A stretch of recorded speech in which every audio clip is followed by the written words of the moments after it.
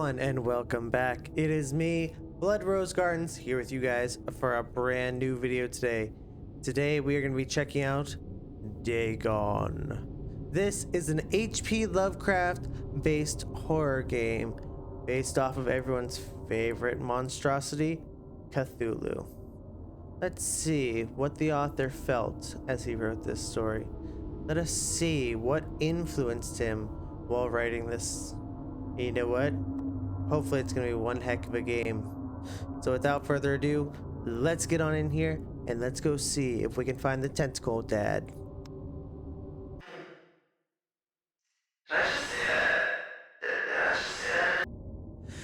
Dagon is a faithful, interactive adaptation of H.P. Lovecraft's work, focused on story and atmosphere. You will not find difficult choices, action sequences, or inventory management here. Movement is limited to progressing through locations along with the plot. Ooh, it's a point and click. Okay. I am writing this under an appreciable mental strain, since by tonight I shall be no more. Oh, yes. I shall be no more. Okay. Look at this place. This looks great.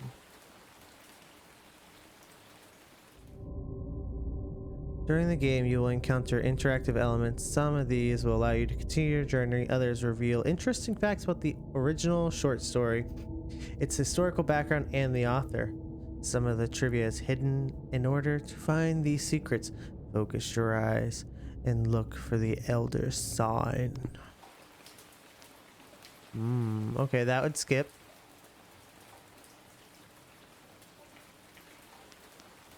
Ooh, that. As to my letters, my case is peculiar. I write such things exactly as easily and as rapidly as I would utter the same topics in conversation. Indeed, epistolary expression is with me largely replacing conversation. As my condition of nervous prostration becomes more and more acute, I cannot bear to talk much now, and am becoming as silent as the specter himself. My locacity, its locacity extended itself on paper. H.P. Lovecraft to Reinhard Kleiner, December 23rd, 1917. Throughout his life, Lovecraft penned around 100,000 letters to his friends and fans, out of which about 10% survive to this day. But his tenacity to endless correspondence was relatively late growth. In youth, I scarcely did any letter writing. Thanking anybody for a present was so much of an ordeal that I would rather have written a 250-line pastoral or a 20-page treatise on the rings of Saturn. Selected literature from 1929 to 1931. Lovecraft would often skip meals to afford postage. Collections of his correspondence have been published in various books, and selected letters can be found online. Some readers consider them to be his most important legacy. So I probably won't read all these out loud because they are really long. That, in fact, would be a lie. I ended up narrating almost every single note except for maybe the last 2 or 3 of them. But that is really cool. I love that. You can read the discovered trivia immediately or go back to them later in the main menu. Okay. Anything else here, though? What about that food? What about that? Huh? What about this ceiling? Nothing on that ceiling? Now I gotta progress the story? Okay. Penniless, and at the end of my supply of the drug which alone makes life endurable, Ooh. I can bear the torture What type of drugs no you doing, longer, buddy? and shall cast You sharing? myself from this garret window into the squalid street below. Ooh. The way he talks, or the announcer talks to us, is beautiful. Shall cast myself from this garret window into the squalid streets below. Oh, it's great. Do not What? think from my slavery to morphine that I am a weakling or a degenerate. Oh, he's got morphine addiction. That's right. I did know that. When you have read these hastily scrawled pages, you may guess, though never fully realize, why it is that I must have forgetfulness or death. That's a little drastic. That's really drastic, my friend. Nope, not you. Ooh, yes, you. That's what I want. I gotta click it. Okay. Morphine entered use in the 19th century and was routinely administered to treat severe pain during the American Civil War in 1861 to 1865, in case you didn't know, and in World War I, 1914 to 1918. It's a big history of wars only lasting apparently 4 years, I guess. It was also sold without restriction until 1914. Morphine became more popular after the invention of the hypodermic syringe around 1854. Frederick Sattner, who first isolated the substance, originally named it morphium after Morpheus, the Greek god associated with dreams. At the time when Dagon was published, morphine abuse, known as soldier's disease, already posed a big problem in the United States. And that makes sense because hypodermic needles, that's the ones that are open, that from working in the hospital, I know this, that they are open, that they're the ones that are the hollow ones, so you can get it actually into your skin. So that definitely makes sense there. Fun little facts about me that you may not have known before, guys.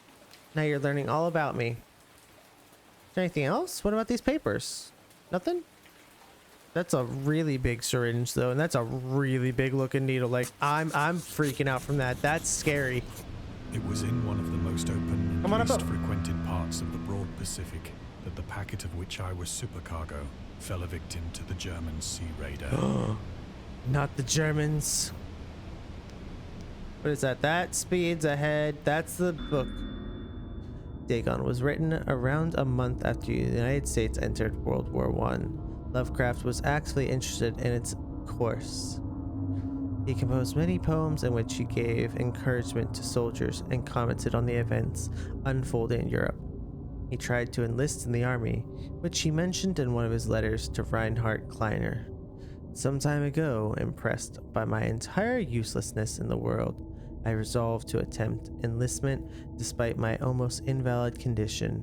I argued that if I chose a regiment soon to depart for France, my sheer nervous force, which is not inconsiderable, might sustain me till a bullet or a piece of shrapnel could more conclusively and effectively dispose of me.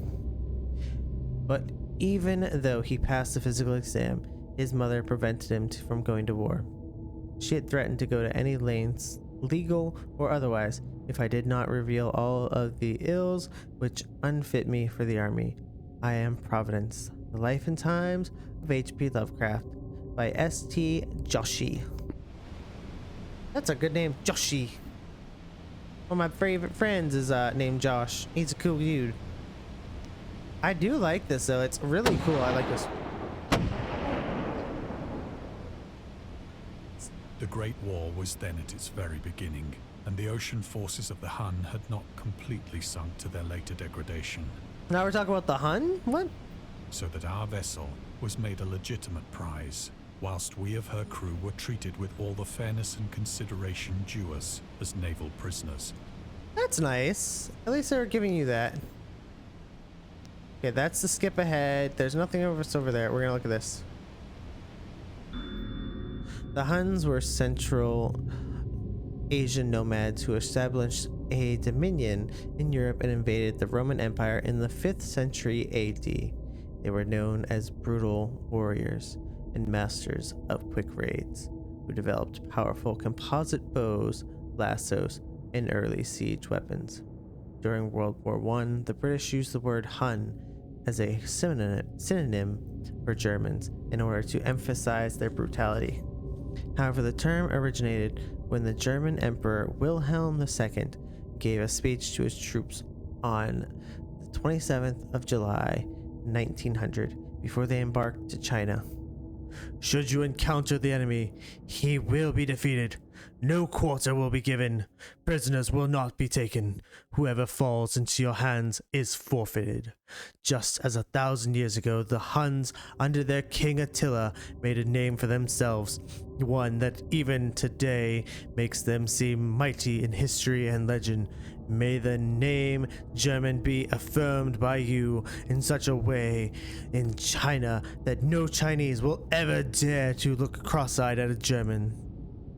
The refusal to take prisoners was a clear breach of laws and customs of war adopted during the First Hague Convention of 1899. There's some good lore here. What type of ship is this? What type?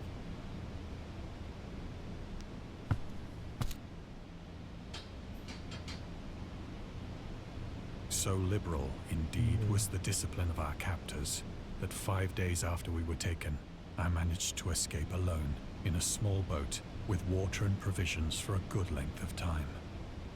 So they weren't keeping an eye on you properly and you were able to slip away, eh?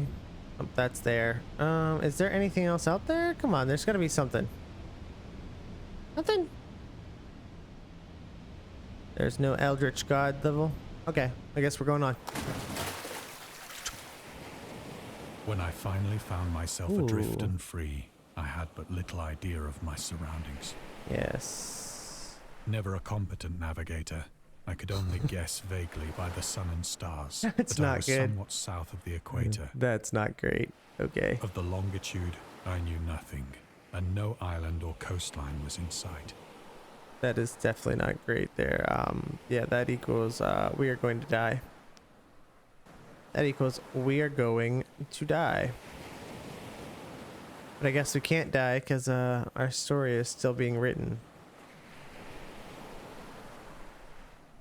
Like, how could we die if I still have a story to tell you all? Okay, wow. There's really not many here.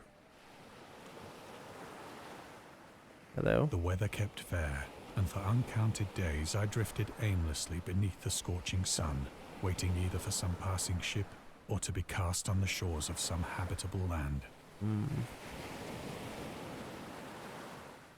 There it is. I see you. Dagon, written in July 1917 and first published in 1919 in The Vagrant, an amateur magazine focused on the supernatural. The story is the first of his stories that introduced an element from the Cthulhu mythos. Dagon itself, a pagan cult worshipping Dagon, later appears in the shadow over Innsmouth, one of Lovecraft's most popular works. 1917 is also the year when he wrote The Tomb, a story about Jervis Dudley, a daydreamer who discovers a mysterious mausoleum in the woods by his house, becomes obsessed with it. These two works marked Lovecraft's return to short stories writing after he burned most of his attempts at the genre 9 years prior and decided to concentrate on poetry. Lovecraft stated that it was his friend William Paul Cook, a literary publisher and critic, who convinced him to start writing weird fiction again. I actually have a book that's a whole collection of his works. I was actually thinking about reading it this year as like a Halloween thing for like my Twitch streams. And I think, you know, maybe I could do it as like a multi-stream and do it here on YouTube with you guys as well. The heaving vastness of unbroken blue. This isn't really like scary. It's like just really story based. I love it though. It's great. This is honestly wonderful. The change happened whilst I slept. What do you mean the change? Its details I shall never know.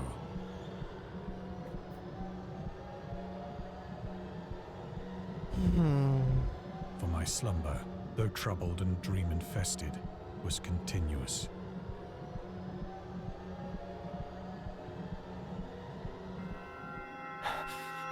Oh my god. Oh my god, what has happened? What is this? What is this? Why is there octopus everywhere? Why are there tentacles everywhere? I don't like this. Oh god, no. No. I need to wake up. I need to wake up. I have to wake up. There has to be a way out of here. Come on. Come on. There's got to be something I can click. Me out of here. When at last I awoke, it was to discover this is myself gross. half Okay, sucked into that was a that slimy moment. expanse of hellish black mire, which extended about me in monotonous undulations as far as I could see, This and is in gross. which my boat lay grounded some distance Not away. undulated. I hate that word. Though one might well imagine that my first sensation would be of wonder at so prodigious and unexpected a transformation of scenery, I was in reality more horrified. I'd say that's than what I would feel astonished. my first reaction would be. It's not going to be like, whoa, this is beautiful and it's unexpected. Wow, I'd be like, where the fuck did I wake up to? For there What was did I in see? the air and in the rotting soil a sinister quality which chilled me to the very core. The region was putrid with the carcasses of decaying fish and of other less describable things which I saw protruding from the nasty mud of the unending plain. Perhaps I should not hope to convey in mere words the unutterable hideousness that can dwell in absolute silence and barren immensity. There was nothing within hearing and nothing in sight save a vast reach of black slime. Yet the very completeness of the stillness and the homogeneity of the landscape oppressed me with a nauseating fear. The sun was blazing down from a sky which seemed to me almost black in its cloudless cruelty, as though reflecting the inky marsh beneath my feet. Oh. Ew, man. What is this? Sorry, itch my nose. Dagon seemed to be inspired by Fishhead, a short novel by Irvin S. Cobb about unnatural affinities between the hybrid idiot and the strange fish of an isolated lake. Supernatural horror in literature, H.P. Lovecraft, and Lovecraft's dream about a strange island emerging from the ocean and him crawling in the ooze that discovered its surface. I dreamed that the whole hideous crawl and can yet feel the ooze sucking me down in defense of Dagon. Lovecraft's interest in this topic stemmed from his aversion to fish and sea smells in his own words. I have hated fish and feared the sea and everything connected with it since I was 2 years old, but I cannot recall what earlier experiences gave me such profound and lasting aversions to the sea and seafood. The Dweller in the Darkness, Lovecraft, 1927, Donald Wandre. It's gross. No, not the slurpy noise. As I crawled into the No, this is not the stranded type boat, of video. I realized that only one theory could explain my position. Yeesh. Through some unprecedented volcanic upheaval, a portion of the ocean floor must have been thrown to the surface, exposing regions for which innumerable millions of years had lain hidden under unfathomable watery depths. Somebody needs to call the loony bin. We need a straitjacket in here because this man has gone and lost his mind. So great was the extent of the new land which had risen beneath me that I could not detect the faintest noise of the surging ocean, straining my ears as I might, nor were there any seafowl to prey upon the dead things. Oh, no seagulls, eh? No, I don't want to click on the fish. Ooh, there is one over there. Volcanic eruptions sometimes result in the creation of islands. Most of them are transient and erode after some time, but some prove permanent. The floating pumice, forest rock created when superheated, can move across long distances and transport barnacles and microalgae that cling to it. In 2001, rafts of pumice created during the eruption of a volcano near Tonga/Polynesia eventually reached Australia. Is that pulse? Oh, it's breathing. It's like a breathing motion. Oh, I freaking dislike it. All right, fine. For I'll do it. several hours I sat thinking or brooding in the boat, which lay upon its side and afforded a slight shade as the sun moved across the heavens. As the day progressed, the ground lost some of its stickiness and seemed likely to dry sufficiently for traveling purposes in a short time.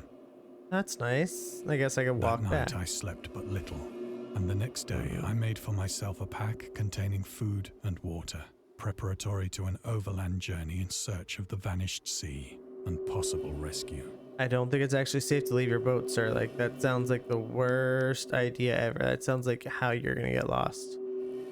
Like, you're gonna leave the boat and then we're gonna die. Like, you do not leave the safety of the shelter you have presented for you. Okay, nothing there. On the third morning, I found the soil dry enough to walk upon with ease. The odor of the fish was maddening, but I was too much concerned with graver things to mind so slight an evil, and set out boldly for an unknown goal. Ever upon the green gaze of the world, ever upon the shoreline, ever upon the sky. This is where we must go, eh?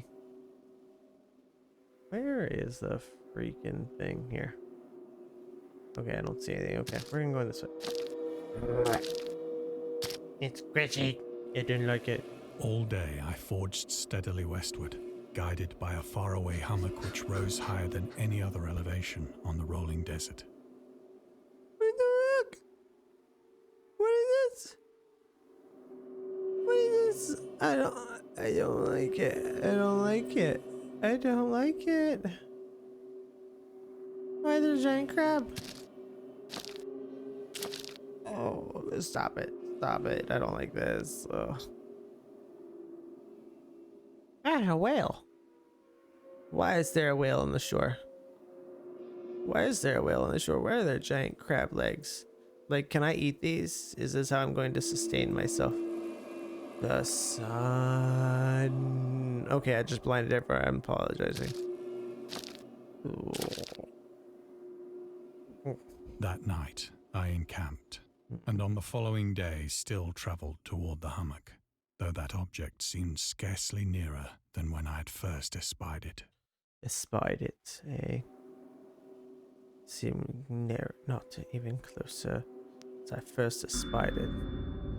The creator of the Cthulhu mythos and the fictional underwater city of R'lyeh was convinced that life could not exist at the bottom of the ocean because the water pressure would make it uninhabitable.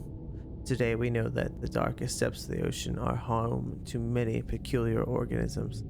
The deepest dwelling fish we have discovered so far, the Mariana snailfish, can live about 8,000 meters, more than 26,000 feet below the ocean surface, in never-ending darkness, and at a hellish, crushing pressures hundreds of times stronger than those found at sea level.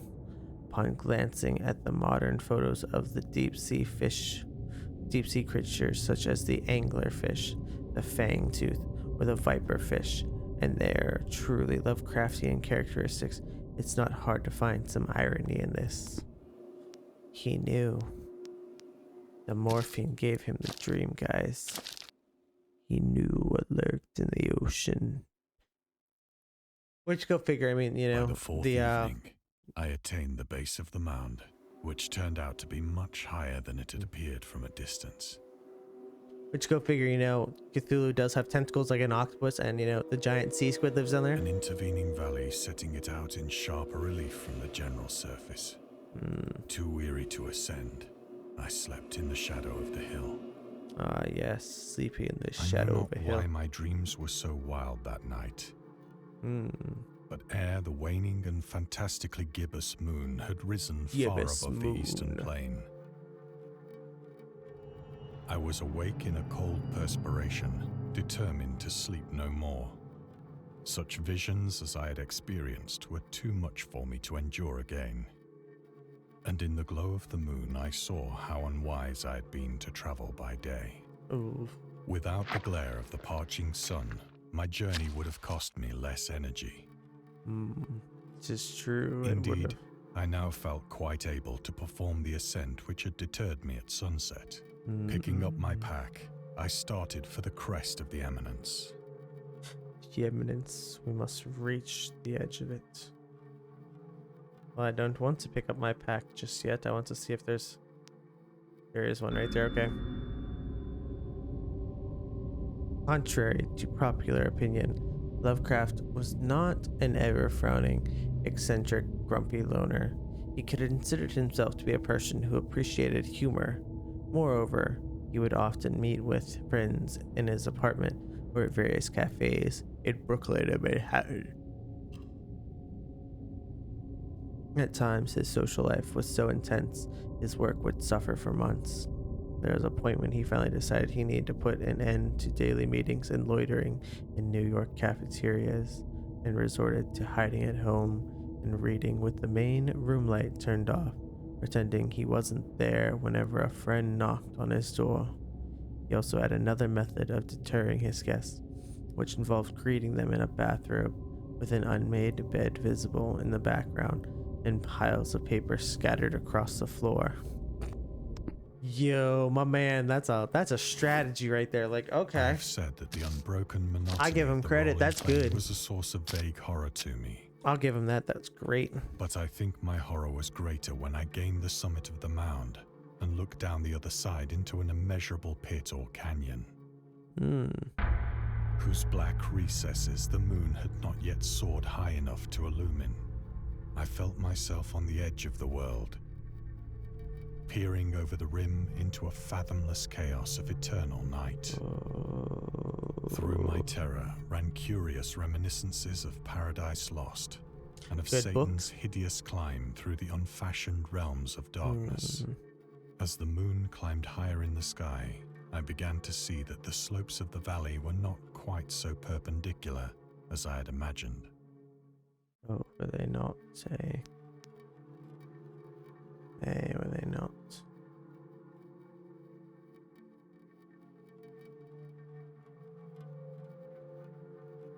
Is there nothing for me to click on? Ledges and outcroppings of rock afforded fairly easy footholds for a descent. You should not stand next to that. That's how you fall in. Whilst after a drop of only a few hundred feet, the declivity became very gradual. Yeah, that's how you fall down and go dead. That is literally how that happens. You're just looking down into the void. Next thing you know, wow! Mario style right there. Urged on by an impulse which I cannot definitely analyze, I scrambled with difficulty down the rocks and stood on the gentler slope beneath, gazing into the Stygian deeps, where no light had yet penetrated. All at once, my attention was captured by a vast and singular object on the opposite slope, which rose steeply about 100 yards ahead of me, an object that gleamed whitely in the newly bestowed rays of the ascending moon. Is this the moon rock? Good bet. Okay, that's the continue. How do you not put something on the giant, stone that you just put in front of my face? Like, you cannot just seriously put that in front of my face and be like, nope, it's nothing. Okay, then. I guess that's nothing. Cool. We'll keep going, then. That it was merely a gigantic piece of stone, I soon assured myself. But it's a very smooth But I was looking conscious stone. of a distinct impression that its contour and position were not altogether the work of nature. A closer scrutiny filled me with sensations I cannot express. Look at the stone. Give me the stone, Harry Potter. I swear, these jokes don't get better, I'll tell you that now. If you thought they would get better, hit that subscribe button, because I played you, and you're not getting anything better. That's right, you hit that subscribe button, because these jokes, they don't get better. They never do. I perceived beyond a doubt that the strange object was a well-shaped monolith, whose massive bulk had known the workmanship and perhaps the worship of living and thinking creatures. Ooh, yes. Dazed and frightened, yet not without a certain thrill of the scientist's or archaeologist's delight, I examined my surroundings more closely. That goes forward. What else is here?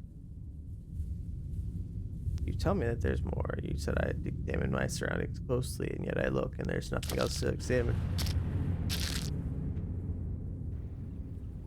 Wait, we're back to the water. Now near the zenith, shone weirdly and vividly above the towering steeps that hemmed in the chasm. What is this? And revealed the fact that a far-flung body of water flowed at the bottom, winding out of sight in both directions, and almost lapping my feet as I stood on the slope. Across the chasm, the wavelets washed the base of the Cyclopean monolith, on whose surface I could now trace both inscriptions and crude sculptures. That is weird. Very, very weird. I don't like that. I don't like that at all. Why is there a thing? The writing was in a system of hieroglyphics unknown to me, and unlike anything I'd ever seen in books. Consisting for the most part of conventionalized aquatic symbols such as fishes, eels, octopi, crustaceans, mollusks, whales, and the like. Several characters obviously represented marine things which are unknown to the modern world, but whose decomposing forms that one in the middle kind of looks like Davy Jones. It was the pictorial carving, however, that did most to hold me spellbound. The Cthulhu right there. Dagon contains many themes and storytelling methods that Lovecraft developed in his later works, such as telling the story through carvings at Mountains of Madness, The Nameless City, journals and character notes from the shadows, Out of Time, The Hunter of the Dark, islands emerging from the ocean, Call of Cthulhu, or mythical beings and deities based on real events and mythologies. Miko in the Whisperer's Darkness is also considered the origin of popular Cthulhu mythos. Some of Lovecraft's other stories also conclude in a manner similar to Dagon, but let's skip the details in order not to spoil the ending. Plainly visible across the intervening water, on account of their enormous size, were an array of bas-reliefs whose subjects would have excited the envy of a Doré. I think that these things were supposed to depict men, at least a certain sort of men. They look like mermen. The creatures were shown disporting like fishes in the waters of some marine grotto. The mermen are there. Or paying homage at some monolithic shrine, which appeared to be under the waves as well. Of their faces and forms I dare not speak in detail, for the mere remembrance makes me grow faint. That's fair. Grotesque beyond the imagination of a Poe or a Bulwer. They were damnably human in general outline, despite webbed hands and feet, shockingly wide and flabby lips. What? Glassy, bulging eyes, and other features less Nobody pleasant wants to flappy recall. lips. That's gross. What did he say? Being chiseled badly out of proportion with their scenic background. For one of the creatures was shown in the act of killing a whale, represented as but little larger than himself. I remarked, as I say, their grotesqueness and strange size, but in a moment decided that they were merely the imaginary gods of some primitive fishing or seafaring tribe. Some tribe whose last descendant had perished eras before the first ancestor of the Piltdown or Neanderthal man was born. Oh. Lovecraft would often use the latest scientific discoveries as an inspiration for his works. He would even update his stories at the last moment in order to make sure they reflected the latest breakthroughs. Unfortunately, this method was not without its flaws. After Lovecraft's death, the Piltdown man mentioned in Dagon turned out to be a paleoanthropological fraud. In 1912, Charles Darwin, an amateur archaeologist, announced that he had discovered the missing link between ape and man. The fossils remains of a previously unknown earlier human. Years later, they turned out to be a forgery, but at the point the fraud had already managed to negatively impact the early research of human evolution in the year when the discovery took place. majority of the scientific community believed Dawson indeed found the missing link. I said Charles Darwin, that was Dawson, I'm bad. In 1953, Time magazine published evidence proving that Dawson was a con man.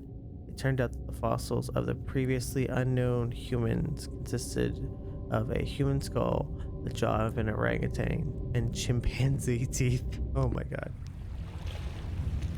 That's committing to a scam. Awestruck at this unexpected glimpse into a past beyond the conception of the most daring anthropologist, I stood musing whilst the moon cast queer reflections on the silent channel before me. Then, suddenly, I saw it. You saw it. What do we see? The ripples With on only the a water. slight churning to mark its rise to the surface, the thing slid into view above the dark waters. No. Horrifying and loathsome, it darted like a stupendous monster of nightmares to the monolith, Daddy? about which it flung its gigantic scaly arms. Fuck this shit, I'm out. And gave vent to certain measured sounds. That's weird sounding. I think Okay I went then. mad then. Oh, then that's when you went mad. Not all this beforehand. No, My this is what frantic was mad. ascent of the slope and cliff, and of my delirious journey back to the stranded boat, I remember little.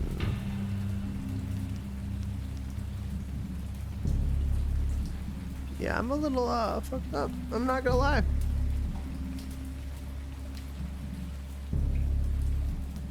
My man is feeling it a little. He is lost his brain. I believe I sang a great deal and laughed oddly when I was unable to sing. You know, that makes sense. That's a way to get out there.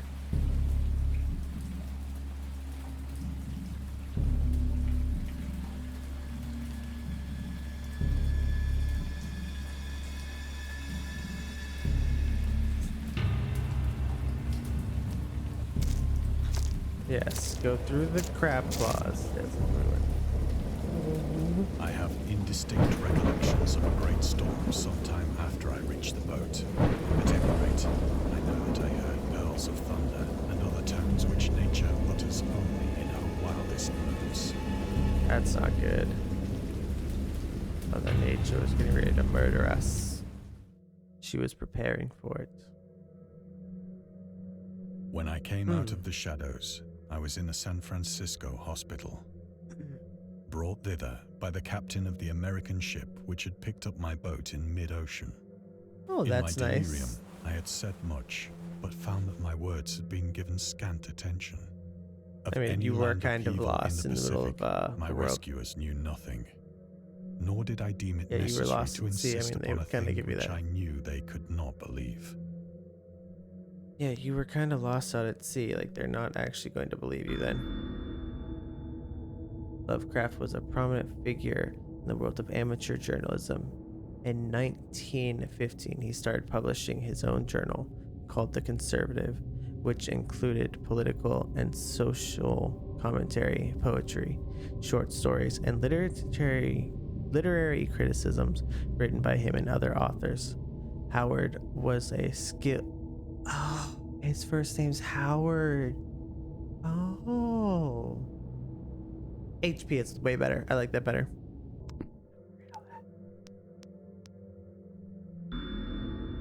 Lovecraft considered himself an atheist, an absolute materialist, which he attributed partly to his early childhood interest in astronomy and science in general. In his own words, I am, indeed, an absolute materialist so far as actual belief goes, with not a single shred of credence in any form of the supernaturalism, religion, spiritualism, transcendism, metapsychosis, or immortality. Interesting. So,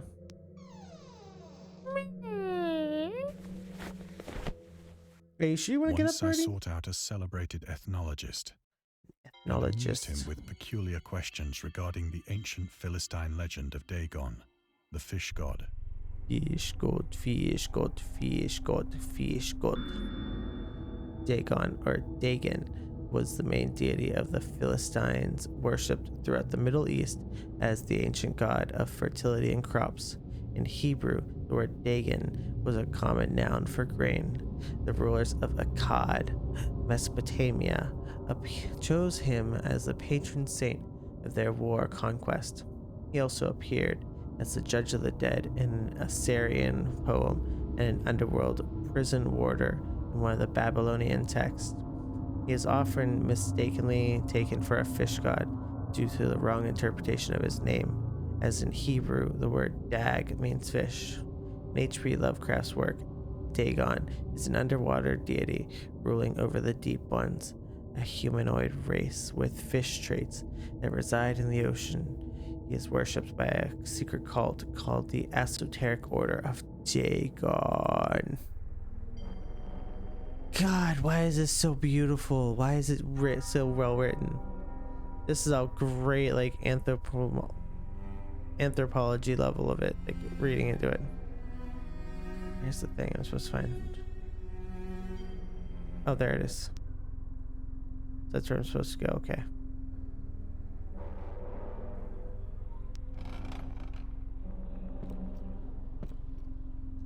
Why is a raven like a rating test? That he was hopelessly conventional, I did not press my inquiries. Ooh, the Necronomicon? Okay. That's pretty good.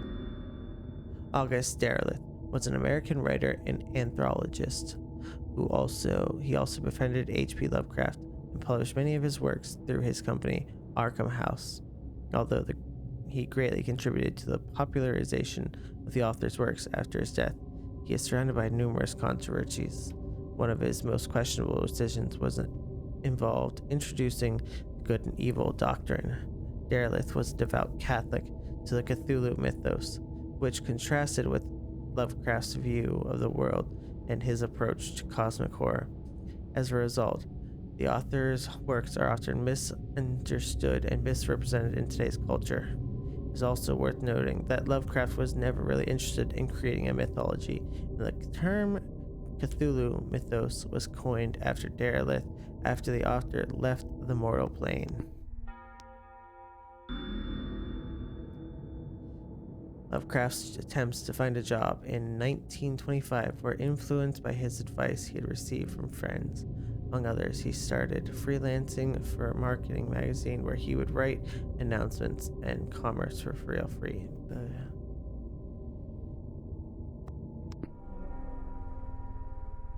Oof, that's a lot.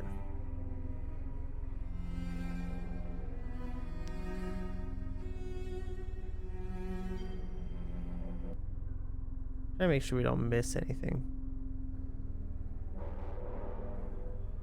Don't want to miss anything here, right? Like, where's the fun in that? We can't miss them. Okay, we'll go back to the clock. Look at that little clock. These days, the word scientist is a widely accepted term. But at the time Dagon was published, it was subject to wide debate. After the author used it in this story, criticism pointed out that the man of science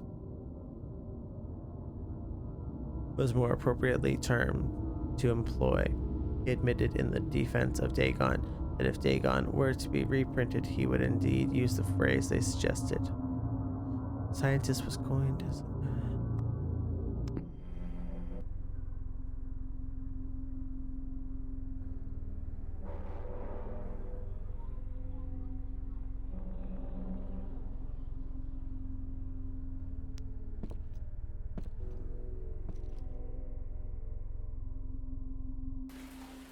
It is I'm at back at my night, desk. especially when the moon is gibbous and waning, that I see the thing.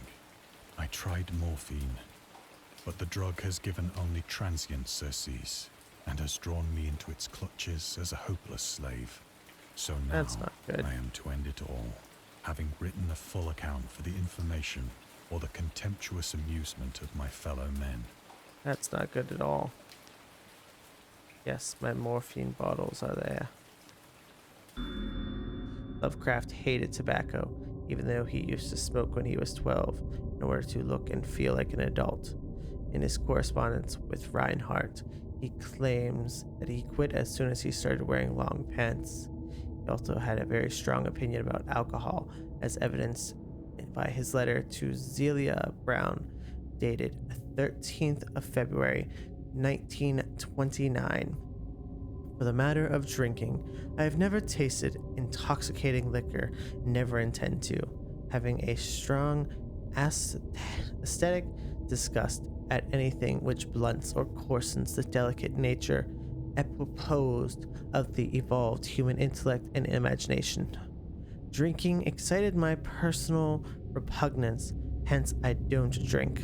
Let the herd do what they will. I am rather in favor of prohibition, the prohibition of any one antisocial force as well as of any other. Oh, okay.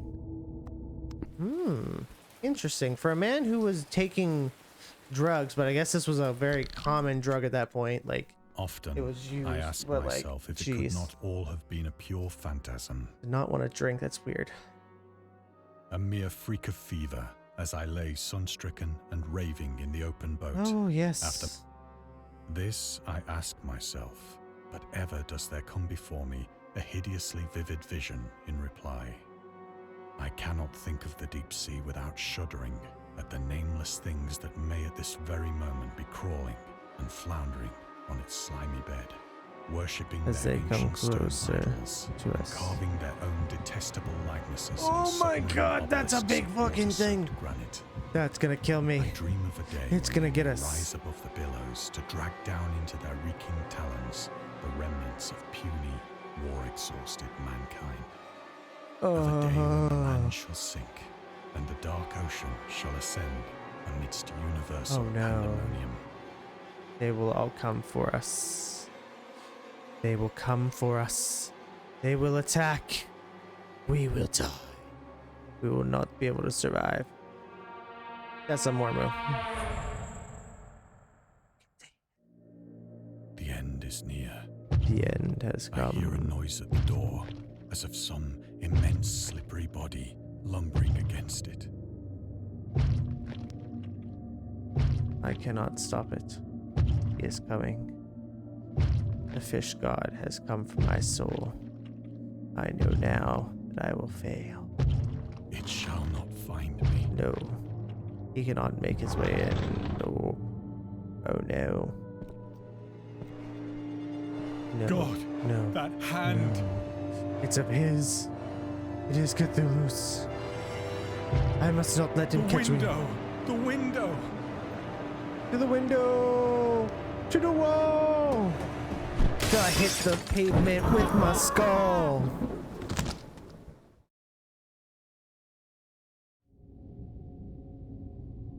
Thank you for playing. We hope you enjoyed immersing yourself in our little pool of cosmic horror.